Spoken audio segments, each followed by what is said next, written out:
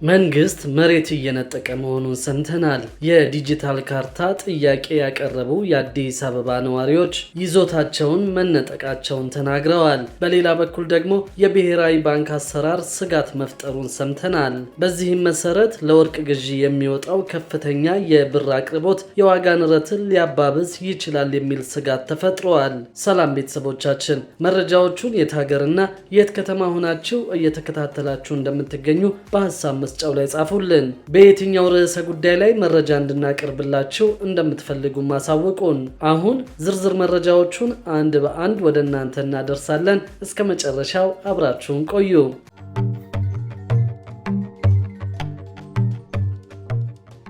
መንግስት የግለሰቦችን መሬት እየነጠቀ መሆኑን ሰምተናል። የዲጂታል ካርታ ጥያቄ ያቀረቡ የአዲስ አበባ ነዋሪዎች ይዞታቸውን መነጠቃቸውን አስታውቀዋል። በለሚ ኩራ ክፍለ ከተማ የዲጂታል ካርታ ጥያቄ ያቀረቡ ተገልጋዮች ይዞታቸው ለካራ ቆሬ አፓርታማ እንደተሰጠባቸው ተናግረዋል። ቅሬታቸውን ያቀረቡት ነዋሪዎች እንዳሉት ከሆነ ለመኖሪያ ቤት የዲጂታል ካርታ ጥያቄ በኦንላይን ካቀረቡና የአገልግሎት ክፍያውን በቴሌብር በኩል እንዲከፍሉ ከተደረገ በኋላ የኦንላይን አገልግሎቱ ተቋርጧል። በኋላም ሰነዳችሁ አልተሟላም ተብለው በኦንላይን መልስ እንደተሰጣቸው ተናግረዋል። አገልግሎቱ ለምን እንደተቋረጠባቸው ለመጠየቅ ወደ ክፍለ ከተማው ባቀኑበት ጊዜ ደግሞ ይዞታቸው ለካራ ቆሬ አፓርታማ እንደተሰጠባቸው በመሐንዲሶች በኩል መገለጹን እንደሰሙ ገልጸዋል። መፍትሄ የሚሰጠን አካል የለም የሚሉት የክፍለ ከተማው የዲጂታል ካርታ ጠያቂዎች ለበርካታ ዓመታት ለፍተን የሰራነውን ቤትና ይዞታ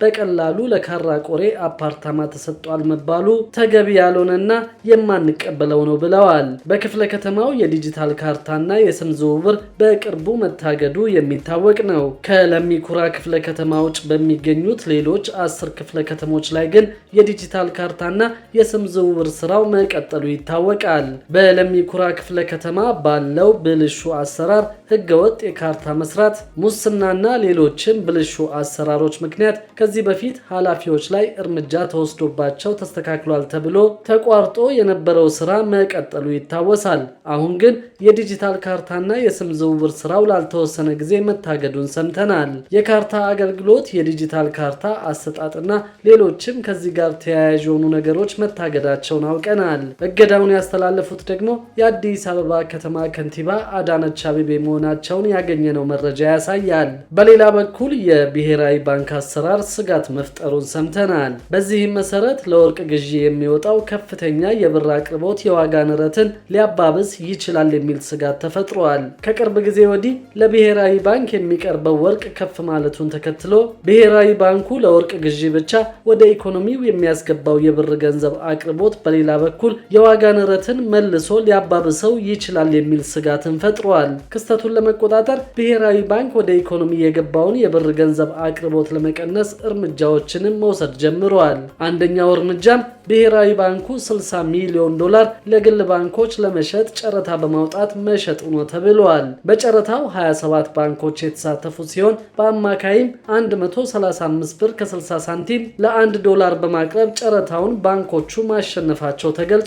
ይህም ማለት ባንኮች 60 ሚሊዮን ዶላሩን ለመግዛት ከ8 ቢሊዮን ብር በላይ ወደ ብሔራዊ ባንክ የሚያስገቡ ሲሆን ይህም በገፍ ወደ ኢኮኖሚው የተሰራጨውን ብር ለመቀነስ እንደሚረዳ የፋይናንስ ባለሙያ የሆኑት ዶክተር አብዱል መናን መሐመድ ገልጸዋል። ብሔራዊ ባንክ ያወጣው መግለጫም ይህንን ሐሳብ አጠናክረዋል። ከቅርብ ወራት ወዲህ ለብሔራዊ ባንክ የሚቀርበው የወርቅ መጠን በመጨመሩ ምክንያት የባንኩ የዓለም አቀፍ የውጭ ምንዛሪ መጠባበቂያና የክምችት መጠኑ እጅግ አበረታች ሆኗል። ይህ አዎንታዊ ውጤት ቢሆንም የብሔራዊ ባንኩን ጥብቅ የገንዘብ እድገት ፖሊሲና የዋጋ ንረትን ግብ ስኬት በማያደናቅፍ መልኩ ሊተገበር ይገባዋል ብለዋል። በመሆኑም ከባንኩ የወርቅ ግዢ ጋር በተያያዘ የሚከሰተውን የገንዘብ አቅርቦት እድገት ለማለዘብና በማዕከላዊ ባንኩ እጅ ካለው ከፍተኛ የውጭ ምንዛሪ ክምችት ከፊሉን ለግሉ ዘርፍ በመስጠት በገበያው ላይ የውጭ ምንዛሪ አቅርቦትን ለማሻሻል ባንኩ ወስኗል ሲል የብሔራዊ ባንክ መግለጫ አስታውቀዋል። እንደ ዶክተር አብዱል መናን ትንተና ደግሞ የዶላር ሽያጩ ጨረታ ሁለት ግብ ያለው ሲሆን አንደኛው ለወርቅ ግዢ ተብሎ በገፍ ወደ ኢኮኖሚ የገባውን ብር መቀነስ፣ ሌላኛው ደግሞ የንግድ ባንኮችን የዶላር አቅርቦት ከፍ ማድረግ ናቸው። ባለፉት 6 ወራት ከ1 ቢሊዮን ዶላር በላይ ወርቅ ወደ ውጭ መላኩን የንግድ ሚኒስቴር ገልጾ የነበረ ሲሆን ብሔራዊ ባንክ ወርቁን ከሀገር ውስጥ ሲገዛ በትንሹ ከ100 ቢሊዮን ብር በላይ ወደ ኢኮኖሚው ተሰራጭተዋል። በሌላ በኩል ደግሞ ሀገራዊ የዲጂታል ገንዘብ ዝውውር 9.7 ትሪሊዮን ብር መድረሱን ሰምተናል። ከ4 ዓመት በፊት ከ50 ቢሊዮን ብር በታች የነበረው የኢትዮጵያ የዲጂታል የገንዘብ ዝውውር ወደ 9.7 ትሪሊዮን ብር መድረሱን የገንዘብ ሚኒስትር ዴኤታ ዶክተር ኢዮብ ተካልኝ አስታውቀዋል። እንደ ሚኒስትር ዴኤታው ከሆነ የዲጂታል ሽግግርን ለማፋጠን ገቢራዊ የተደረገውን የዲጂታል ኢትዮጵያ 2025 ስትራቴጂ ቀድሞ ማሳካትም ተችሏል። የሀገር በቀል የኢኮኖሚ ማሻሻያ አንዱ ግብ ዲጂታል ኢትዮጵያን እውን ማድረግ በመሆኑ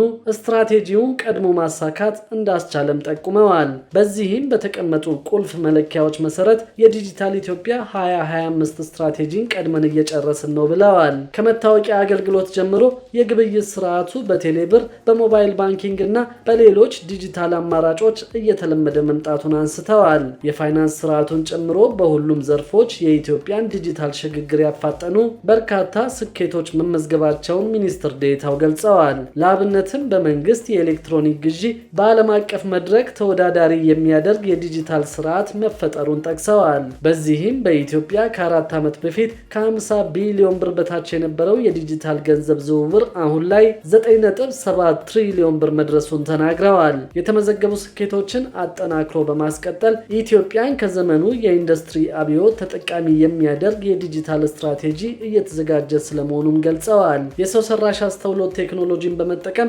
ኢትዮጵያን ወደ እድገት የሚያሸጋግር የዲጂታል ስትራቴጂ በልጽጎ ገቢራዊ ይደረጋል ሲሉም አክለዋል። በሌላ በኩል ደግሞ ዲጂታል መታወቂያ የሌላቸው ተማሪዎች ከትምህርት ቤት ሊታገዱ መሆኑን ሰምተናል። አስገራሚው ነገር ያለ ዲጂታል መታወቂያ መማር አይቻልም ከማለት ባለፈ ለህፃናት ጭምር መታወቂያውን ለመስጠት እንቅስቃሴ ተጀምሯል። በቀጣዩ የ2018 ዓ.ም ትምህርት ዘመን የተማሪዎች የትምህርት ቤት ምዝገባ የልደትና የፋይዳ ምዝገባ አስገዳጅ ቅድመ ሁኔታ መሆኑን የአዲስ አበባ ከተማ አስተዳደር ትምህርት ቢሮ አስታውቀዋል። የተማሪዎች የትምህርት ቤት ምዝገባ ማስጀመሪያ በይፋ የተጀመረ ሲሆን በዚህም መሰረት እድሜያቸው ከ5 ዓመት በላይ የሆናቸው ህፃናት በዘመቻ ምዝገባ እንደሚከናወንላቸው ተነግረዋል። ለዚህም የትምህርት ማህበረሰቡንና የተማሪ ወላጆችን ከሚወክሉ አደረጃጀቶች ጋር በቂ ውይይት መደረጉ ተመላክቷል። የፋይዳ ምዝገባ ቁጥር በአዲስ አበባ የመንግስት ተቋማት አገልግሎት ለማግኘት በቅድመ ሁኔታነት የተቀመጠ ሲሆን በከተማው ያሉ የመንግስት ሰራተኞች የቅጥርና የዝውውር እንዲሁም ደግሞ የደሞዝ አከፋፈል ስርዓቱም ከምዝገባ ስርዓቱ ጋር እንዲቀናጅ በአስገዳጅ ስርዓትነት ተቀምጧል። በዚህም መሰረት የከተማው ትምህርት ቢሮ የልደትና የፋይዳ ምዝገባ የ2018 ዓ.ም የተማሪዎች የትምህርት ቤት ምዝገባ ቅድመ ሁኔታ እንደሆነም ይፋ አድርጓል። ላለፉት ወራት በተፈጠረው የጋራ ንቅናቄ በከተማው ከ2.1 ሚሊዮን በላይ አዲስ ተመዝጋቢ መመዝገብ መቻሉ የተገለጸ ሲሆን ከዚህም ውስጥ 900 ሺህ የሚጠጋው ምዝገባ በቀጥታ በሲቪል ምዝገባና የነዋሪነት አገልግሎት ኤጀንሲ መዋቅር ጽህፈት ቤቶች የተደረገ ምዝገባ መሆኑ ተመላክቷል። በሌላ በኩል ደግሞ ከጣሪያና ግድግዳ ግብር ጋር በተያያዘ የ5 በመቶ ቅጣት እንዳለ ሰምተናል። ቅጣቱም ወለድ ያለው ሲሆን እስካሁንም ከ3 ቢሊዮን ብር በላይ መሰብሰቡ ታውቋል። በአዲስ አበባ ከተማ ከሐምሌ ወር ጀምሮ እስከ የካቲት ወር አጋማሽ የጣሪያና የግድግዳ ግብር አሰባሰብ ከ3 ቢሊዮን ብር በላይ መገኘቱን የአዲስ አበባ